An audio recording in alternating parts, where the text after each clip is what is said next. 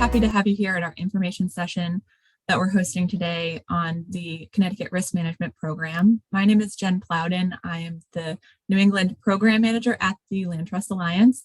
I'm joined tonight by Jennifer Miller-Herzog, the Eastern Division Director at the Alliance, as well as Rebecca Dahl, the Program Manager at the Connecticut Land Conservation Council, and Connie, who is the subject area expert who is going to be delivering the risk management training and assessment support throughout the program. So if you guys want to just wave, I don't know if you'll come to the top of the, or say hi, you'll come to the top of the videos here. But we're really excited to be here tonight to be able to share this program with you. And I want to start by saying thank you to CLCC for working collaboratively with the Alliance to really imagine and implement this programming for Connecticut Land Trusts. I also want to say thank you to the Peter and Carmen Lucia Buck Foundation, whose generous support of the Alliance makes it possible for us to deliver this program in Connecticut.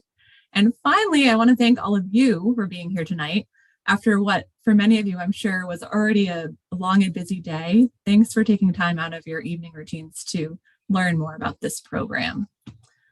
So let's see if I can get this to advance. So as we get going here, please share a little with us about how your day has been so far. Feel free to enter in the chat how you're feeling on a sheep scale of 1 to 9, or you can tell us about how you're feeling about risk management specifically. I don't know if you're a 4 or a 9 tonight, but just let us know kind of where you're at today. And as you're working on that, I'm going to give you a sense of our time together tonight. So we're going to start with some introductions, then we'll cover a couple of definitions so you know what we mean when we're talking about risk and risk management. After that, we will explain the program and its two components, both the training session and the organizational risk assessments. Like I said, you'll have chances to ask questions throughout, and at the end, then we'll share a few additional opportunities and close, getting everything wrapped up by 7 so you can finally eat your dinner. Okay, let's see. So many of you may already be familiar with the Alliance.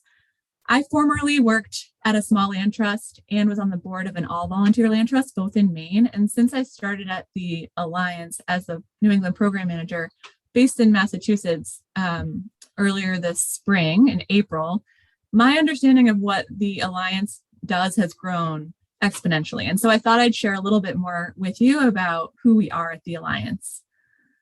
So the role of the Alliance is really to strengthen land conservation across the country. So we were founded almost 40 years ago and represent just about 1,000 land trusts, over 300 of which are in New England.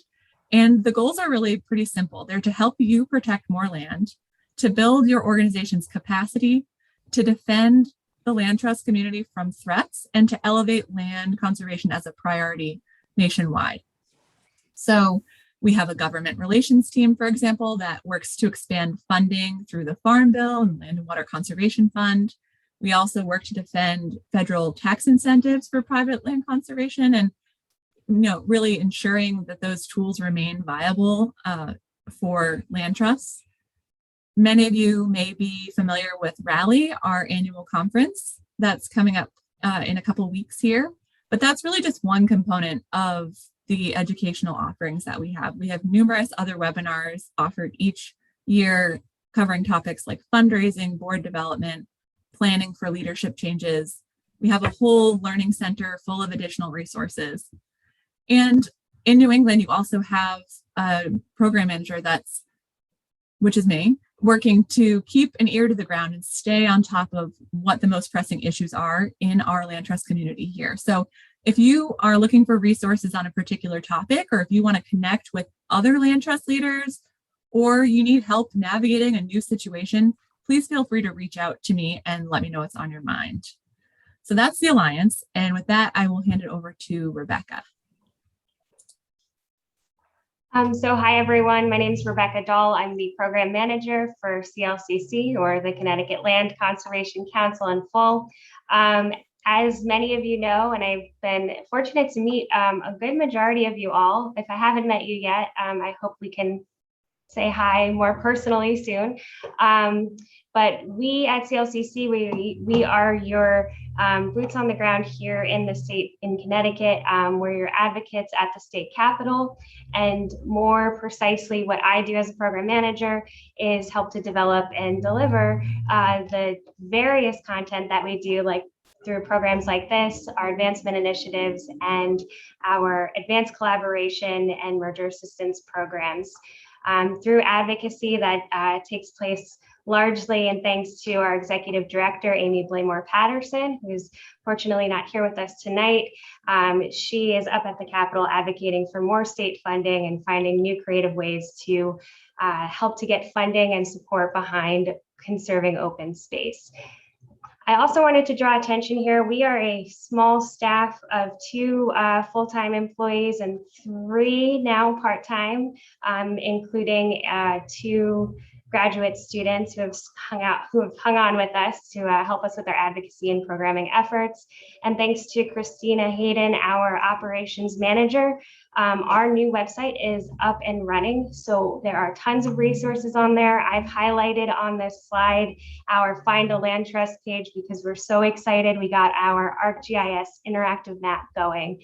In case you're wondering who to send somebody else to if they ask about property in an area that's not your service area, or if you just want to check it out.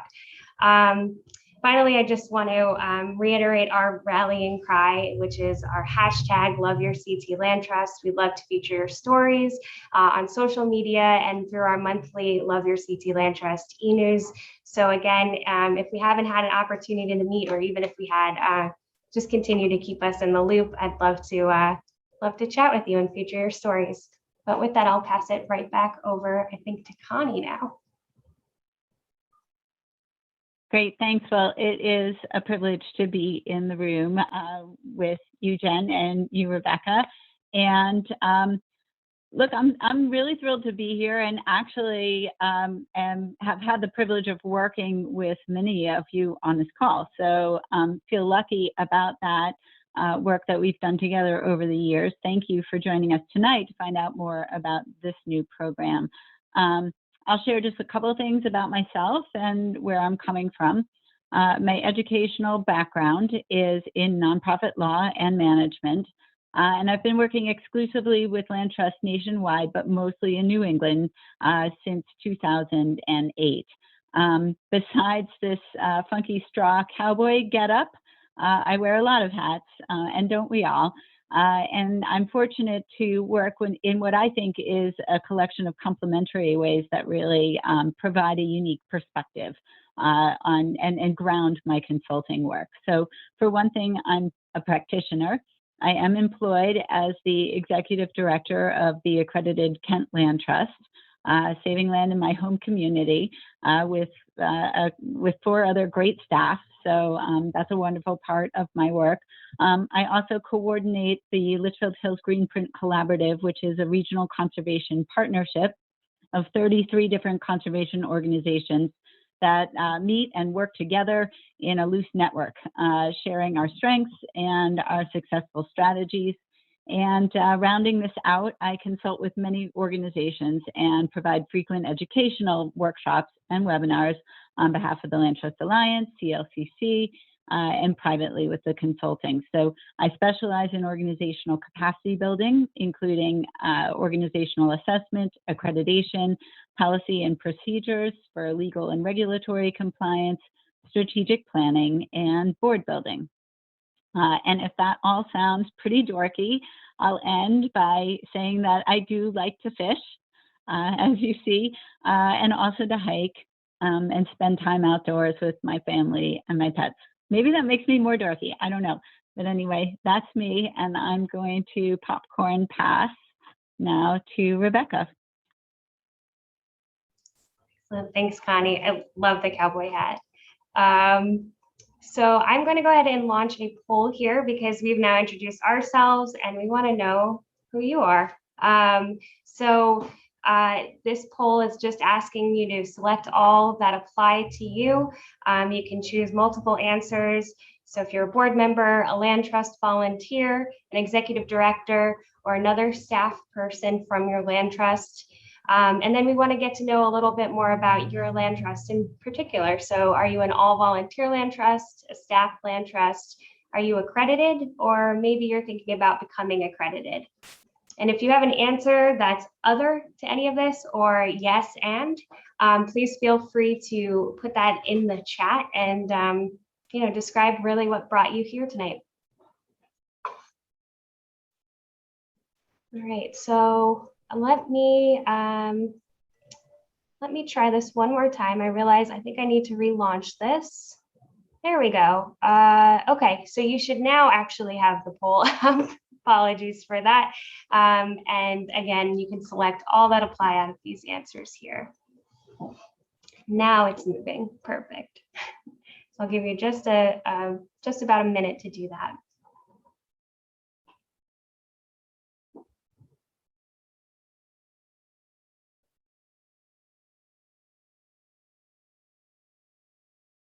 All right, I see we've got quite a few board members trickling in, about 75% of the participation here. Oh, all right, 68, we're going back down. But largely a large number of board members and land trust volunteers. Not surprising for Connecticut, right now 61% of you are from all volunteer land trusts, doing really great work out there. And about a third, 11 out of 24 right now are accredited. So like I said, I'm going to give you about 10 more seconds to answer if you haven't already, and then I'll go ahead and share the results. All right, it looks like we have everyone. Wonderful, thank you. So just so you all know who's in the room with you as well. Yeah, Connie, any thoughts about this before we get rolling? Or Jen, for that matter. Rebecca, I think that, you said it when we looked at the registration list, that it's a really great, diverse group of people who are in the room with us tonight. And I think that's fitting, because we all really do encounter risk and manage it every single day. So I think that's a good observation and segue as we move into the next slide. Yeah, so what are we talking about really? Risk can be kind of a slippery subject, a hard thing to talk about. It's like the closer you get to it, the farther away it may seem. Sometimes risk, to me at least, carries with it a negative connotation, right? So people talk about avoiding risk, especially in situations where there could be a bad outcome, right? They say it's risky, meaning that it might not be worth pursuing. But risk can also be thought of in terms of opportunity. And when people take a risk on like a game of chance, say, or try a new fun activity, right? I mean, there's this idea that if you didn't ever take a risk, you'd be missing out on a whole lot of things. What about the risk when you ask the person that you've been admiring across the room out for coffee, right? There's a lot of positive risks that could lead to positive outcomes.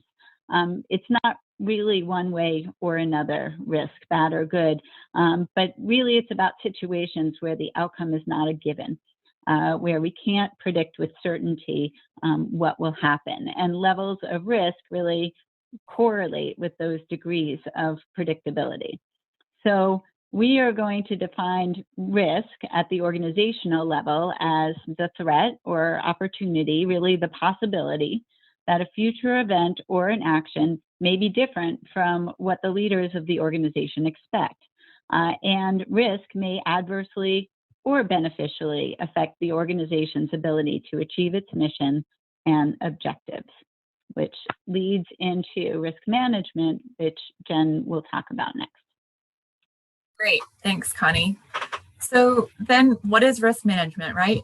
It's a discipline really for coping with that uncertainty. And this next bullet here is a lot of words, so I don't want you to focus on this formal definition, but the way we think about risk is really a practice of examining risks and understanding and responding to uncertainties so that we can be prepared for the range of outcomes.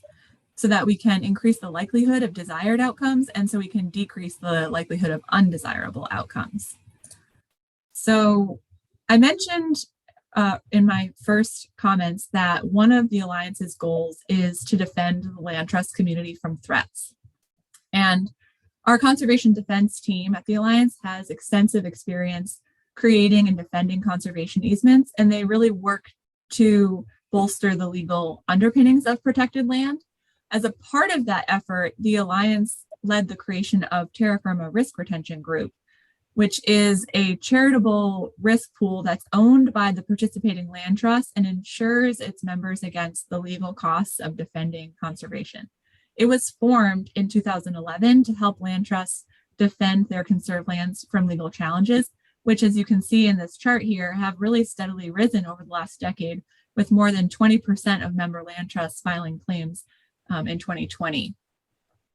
So as land trust leaders and board members, many of you may have already seen this at play in your communities or at your land trust. As population and development pressures increase, so does the value of conserved properties, which makes them more vulnerable.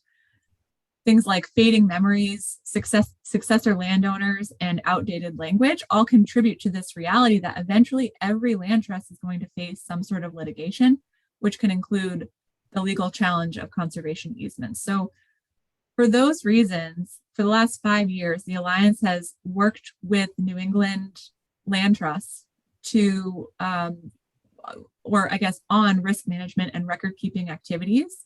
So this program that we're talking about today is really the latest iteration of this work, being the most responsive to what we're hearing in the field, which is that organizations want to have greater peace of mind that they're prepared to prevail in potential legal challenges in the future. And that was part of the impetus for this program from the Alliance's perspective. So I'd like to turn it over to Rebecca to see if she has any thoughts to add from CLCC's perspective. Thanks, Jen. You summed it up really well. I mean, we're in the business of doing this forever. That's the unique thing about land trusts. We all know that. And with, as you may or may not know, we have roughly 130 land trusts in Connecticut, but that's the third highest number of land trusts per state in the country. We are seconded by California and Massachusetts ahead of us in that order. So for our small state with that many land trusts, risk management helps to make sure that we're operating together and that we are doing everything we can to safeguard Connecticut's natural resources, which is, at the end of the day, that's all of our mission, is to make sure that we are doing the best we can to protect those resources forever. But otherwise, Jen, yeah, you summed it up great. I guess I would also add that was a little bit heavy on like the avoiding bad risks kind of side of things, but we also are really excited at the Alliance about engaging new communities and the opportunities that can stem from that engagement. And so that's the other piece as well. I'm going to transition now to talk a little bit about this program specifically that we created. It has two components. As we've mentioned, it has a series of 5 training sessions and one-on-one consultant support to conduct risk assessments. So the training sessions are going to be held on Mondays from 6 to 7, starting on October 18th and running through November 15th. And these sessions are going to be open, and complimentary to all Connecticut land trusts, thanks to the PCLB Foundation. So we are encouraging multiple people to attend these trainings per organization, and we ask that you commit to attending each of the sessions live, because we don't plan to distribute the recordings after the fact. And live participation is a requirement for eligibility in the consultant support piece of this.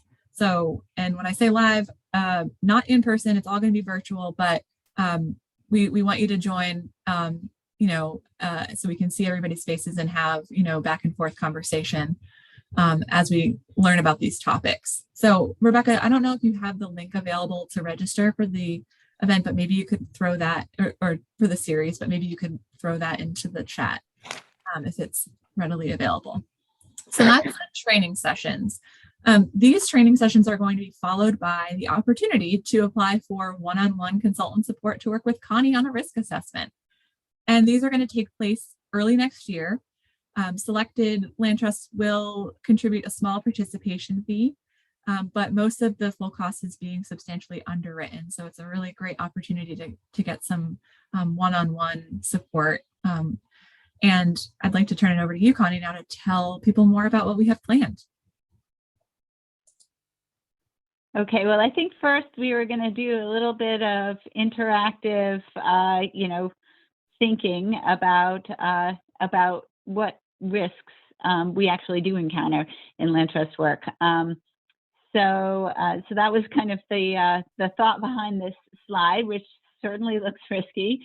I don't know if I would do this or love to see it on one of my preserves, but maybe it's fun. Anyway, the hope was that that those of you in the room might post in chat different kinds of or areas of risks that your organization might encounter as a land trust. And I have some examples if we don't get it going. So let's see what's on your mind, what you think about when you think about risk in your organization.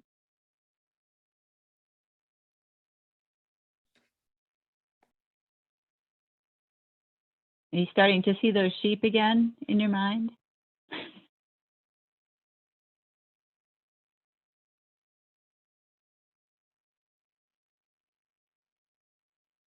All right, well, while you're typing, maybe, I don't know, hopefully I don't steal anyone's, but I was thinking, obviously looking at this slide, a risk that we might encounter is someone gets hurt at one of our preserves. Yep, liability, of course, for incidents on our land. That's where many of our minds go first, Gee, I hope no one ever gets hurt on one of my trails. About the risk of, I'll just go through a few more things. Sorry. Yeah. Great, encroachment, absolutely. Board members making a mistake, although we will talk in the governance session about about how making mistakes may not be quite the level that would, there's some risk, of course, but maybe not as bad as bad action, I guess is what I would say. Encroachment, of course, fundraising and the ability to make our budgets each and every year. Risk to conservation values due to climate change, we worry about that. Invasive plants, things, risk to our reputation. In general, from conservation easement incentive abuse, risk to our reputation if we take poor care of our properties.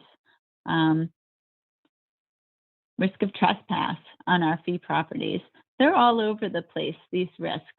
And the question is not so much how we avoid all of them, but how we manage them. So now we can go to the next slide to kind of talk about the training sessions that we'll go through. And it's kind of like a book club, actually, I think. We're going to get together for 5 Mondays in a row for an hour, which is, to me, a nice normal length of time, not too short, not too long, and talk about risk management, talk about the risks that we encounter in our work with our organizations and different ways that we might manage risks. So the training sessions are in order. The first one on the 18th, which is kind of an introduction. I was backing up for a second. You may notice that these follow the framework of the standards and practices buckets. So I really like to use the framework of those buckets. They correspond to the standards and practices and really help us, I think, compartmentalize the very broad scope of a typical land trust work. As a first matter, the standards and practices are excellent for providing us with a vocabulary and a structural outline. And I think that risk management follows that same kind of, I guess it really applies itself well to that structure of talking about the buckets and practicing using that same vocabulary together. I think it helps keep it from being overwhelming. And there also may be people within your organization who are responsible for overseeing one area or the other, but not each and every one of these categories. So we're going to take and talk about the buckets in turn over the course of the 5 sessions in a bit of a different way than we may be used to. Beginning with the first session on October 18th, we'll spend some time more fully introducing the concepts and the customary strategies for risk analysis, risk management, and risk reduction. In the second session, we're going to take the 2 buckets that impact all nonprofit organizations, and that is the governance and the financial management functions of the organization. The third session will drill down to look at transactions, land transactions, and risk. And then in the fourth session, we'll talk about risk in the context of your stewardship programs and your public activities. And then finally, on November 15th, we'll cap it off with a discussion about how your organization could go further in practicing risk management, including how to use the Terra Firma tool, the Land Trust Alliance's tool for risk assessment, but also the opportunity to do this one-on-one with me in the first quarter of next year as part of this program. I think we were going to maybe take questions, though, Jen. Should we do that should we do that now? Or should I go through this one and then maybe do questions? Let's see if people have questions on the content of the training series. Feel free to unmute yourself and ask a question or type it into the chat.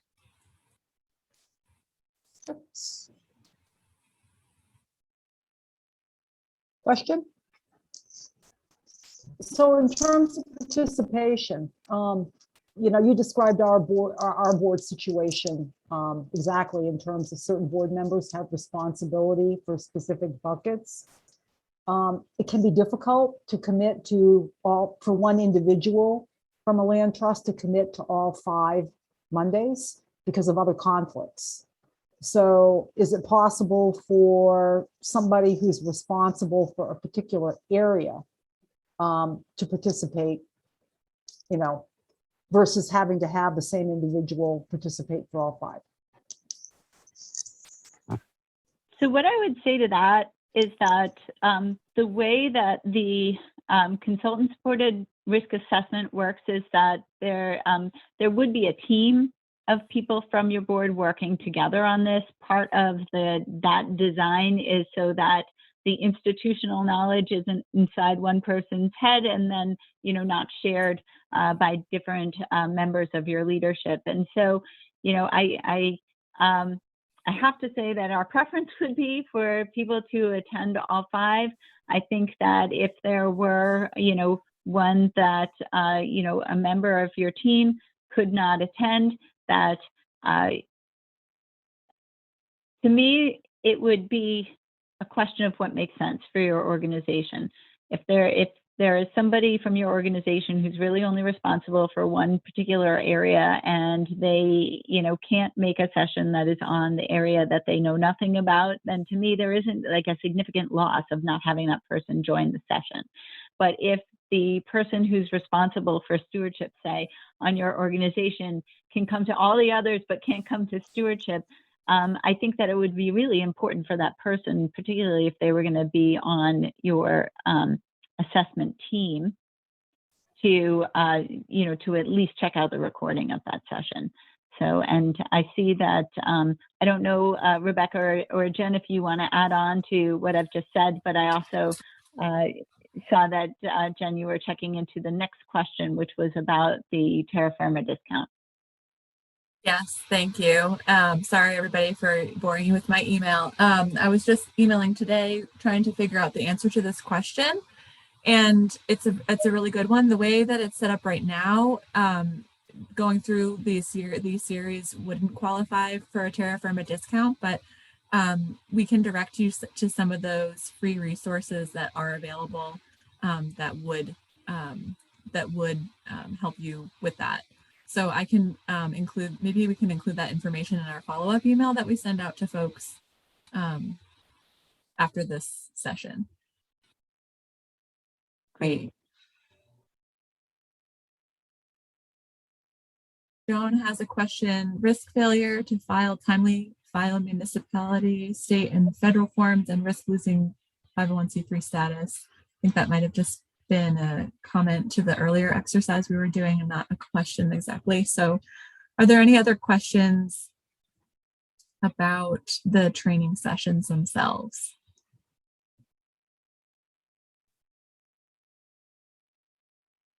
I think we're good to move on. We'll have another opportunity to ask some questions if we want. All right, good.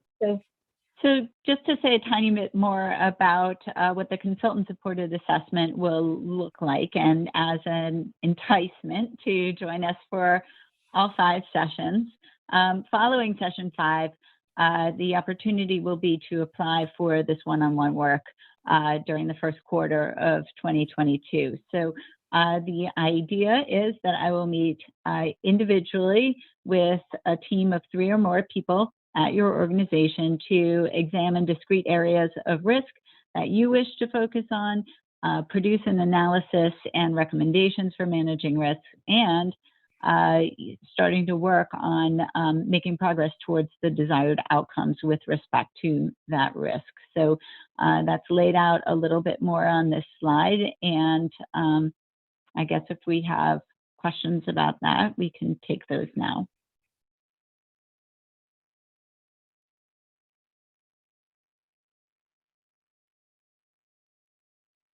Why don't I go ahead then and maybe tell folks a little bit more about that, and then we can circle back on the questions.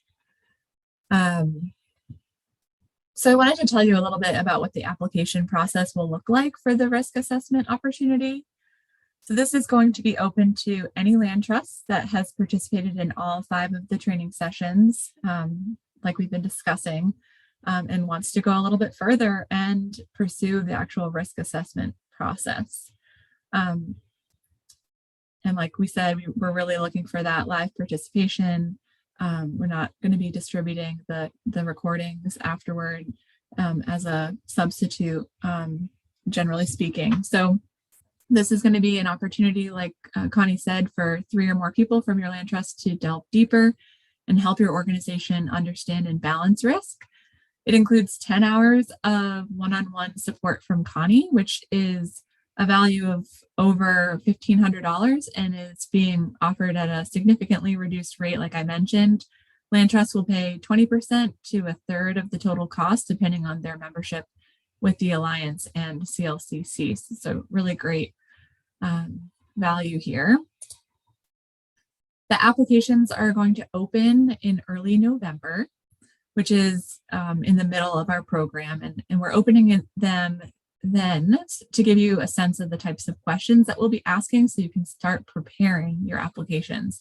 They'll be due at the end of November, and we will be notifying applicants in the middle of December whether we're going to move forward with that assessment. So we'll finalize the paperwork and the payments in the first part of January, and then selected land trusts will begin to work with Connie mid-January with walking away from the assessment and the priority action items and some help depending on, sort of where your group's coming from by the end of March. So that gives you hopefully a sense of what our timing is on this. So as I mentioned, I just wanted to thank the PCLB Foundation again for making this program possible through their support of the Alliance. And I'm going to turn it over to Rebecca to talk about how to register for these sessions. And I really hope that we will see you there. Absolutely. Thanks, Jen. And I just wanted to make a quick note. I saw the question in the chat about member, non-member. So I just wanted to reiterate, we are asking that you are members of both CLCC and the Alliance to receive that reduced rate of $300 over $500. But these online workshops will be free and open to all. So in order to register, I will drop a couple links in the chat again, but we will be using one link to register for all 5 sessions. So if you register once, you've got the link for all of them, and I will be sure to send out reminders as we approach the event to make sure that you are, you've got your link handy, basically. There will be with your Zoom invite, since it kind of comes with our Zoom platform, there will be the opportunity to download those links into your calendar really easily. And as many of you know, if you've come to any of CLCC's virtual programming over the last, believe it or not, year and a half, we are always happy to answer any questions you have or to help you if you're having any technical difficulties or need a quick Zoom refresher, tutorial, whatever it may be. But again, I will post that registration link. It can be found on our website as well to register for the workshops, and that will give you registration for all 5 sessions. I do want to note, if you are here tonight and you are expecting to be the one person who is registering on behalf of your land trust, but then you realize, oh, you know what, I can't make it. I'm just going to forward the email to, so-and-so on the board that can make it in my place. Please don't do that, and please have them register on their own as well. The links are kind of tied to the emails, and it helps us keep track of who's here and who's not. So, but again, any questions, feel free to reach out to me. And that's the... I think that also we're going to send out this PDF so that link will be included in these resources for you if you want to sign up once you receive those. But before we get into questions and then part ways this evening, I wanted to let you know about some additional training opportunities and support. The Alliance just recently released the schedule for the fall webinars that we'll be hosting on a range of topics. So if this was of interest to you tonight, some of these other areas might also be. We also have national risk management education opportunities. I mentioned the Learning Center earlier. There's a link to that here. And then do you want to talk about CLCC's resources, Rebecca? Absolutely. So we have, as I mentioned at the onset, we've somewhat recently developed a new website. We're incredibly excited about it. With that, we have compiled all of our relevant resources for you and continued to add more. So as many of you may know, we do offer model easements for Connecticut land trusts on our website, pretty readily available. We also have a new template library to help with the accreditation process and renewal. And we are continuing to add new publications that are there for your use to share with the public, such as our What is a Land Trust publication. And we have a couple more coming your way too. In terms of programming for this year, the risk management sessions are going to be our big ones for the fall, in addition to our conservation conversations that are coming up in October, which are opportunities that we've had a few land trusts sign up to host some legislators on their property to see how those OSWA state funds are spent and see how well spent they are, so that we have a chance to connect legislators to your mission. But please feel free to join us. We will be holding those in person outside following all COVID-19 protocol. And then finally, since we are just getting into the heat of our planning for the 2022 Connecticut Land Conservation Conference, I just wanted to prime you and remind you to keep your eyes open for that as well.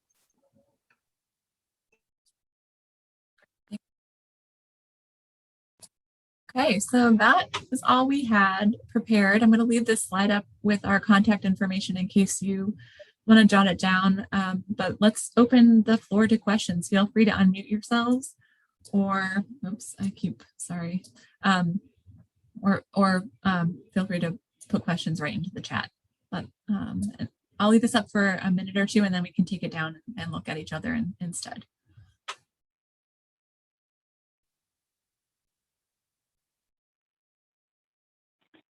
And I guess I just wanted to add that I know that this material can be a little bit intimidating and perhaps not sound like very much fun. You know, almost like going to the dentist, right? You know, it seems risky to even start thinking about your areas of risk. You know, also, I was thrilled to see so many accredited land trusts sign up for tonight's session, because the reality is that we all have and are living with risk every single day. There really isn't a perfect time to sit down and consider it, but you don't want to be the one with the toothache wishing that you had gone to the dentist earlier. And we tried to schedule this during a time of year, times of the day where it wouldn't get in the way necessarily. And I'm talking about the, you know, the one-on-one assessment, you know, where it wouldn't unduly conflict with time outside when you may be doing stewardship work projects, or, you know, spending more time on your programming. So the first quarter of the year, you know, is a time that for some of us is a more downtime, you know, staying inside and attending to some of that corporate housekeeping that we all have to do time and again.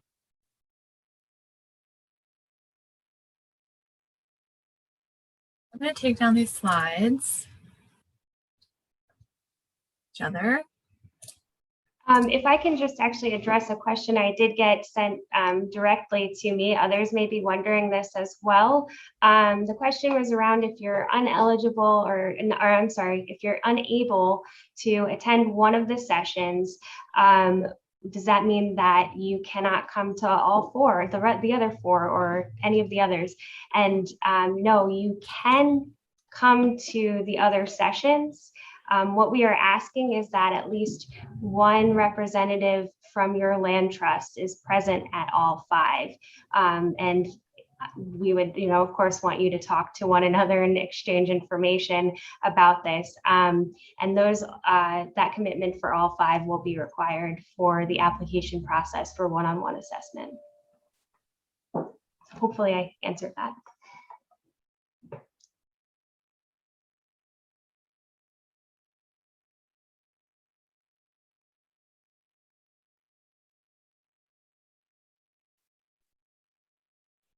And if it's easier to talk out loud, feel free to unmute yourselves as well.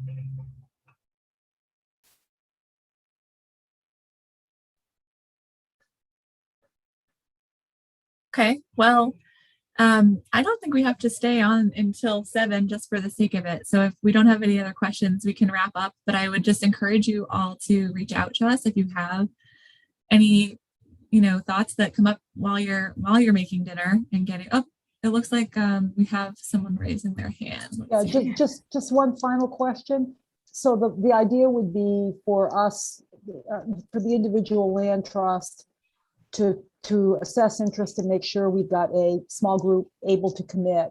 And then we would just go ahead and register. And is it one person would register on behalf of the team, or we want to each individually register? I think we have to clarify just quickly that we're really talking about two separate things.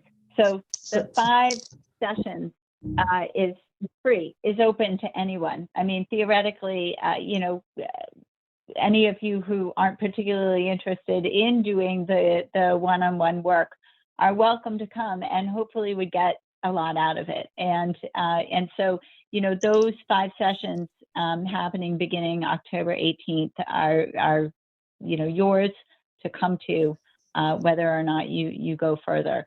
For organizations that might be interested in the one-on-one support, we are going to expect that at least one member of their organization attended, you know, each of the sessions, and those could be different members. And at the tail end of that, there will be an application, you know, a pretty short application process, but an application process where you pick your team and, you know, and talk about your intention to go through the work beginning in January and culminating in March. Got it. Thank you. And I apologize if I made that confusing with the Zoom link discussion. I'm just asking that if you know you're going to attend that evening, that you're the one that registers with your email for the Zoom link, just so it's nice and clean for everyone. Oh, go ahead, Rebecca. Oh, I was just going to say, I see Jean has her hand raised here. Yeah. Can you hear me? Yes. Okay. You listed the topics for the 5 sessions, and I missed the first one. Could you repeat those? Sure. October 18th will be an introduction and learning more about risk management generally and what that discipline entails, and some of the common strategies that organizations might employ to both assess their risks, but also to manage them. From that first session, we'll move into sessions that more particularly look at the areas in which land trusts work. And so the next session following that is we're going to look at both governance and financial management, which are kind of internal functions of your organization. The third session will be focused on acquisitions, your land protection projects. And then the fourth session will look at stewardship of your properties and programs together. So more of that public facing work. And the last session will be on how to, so if your organization is not going to be able to participate necessarily in the one-on-one, but still is interested in how it might go further in actually within the organization assessing risk, it'll be about how to use, these tools of measurement and do a risk assessment for your organization. Thank you.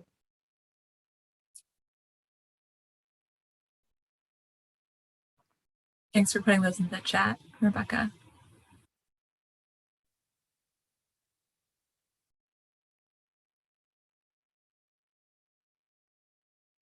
Have any other questions or comments? Jennifer, do you want to make any comments or add?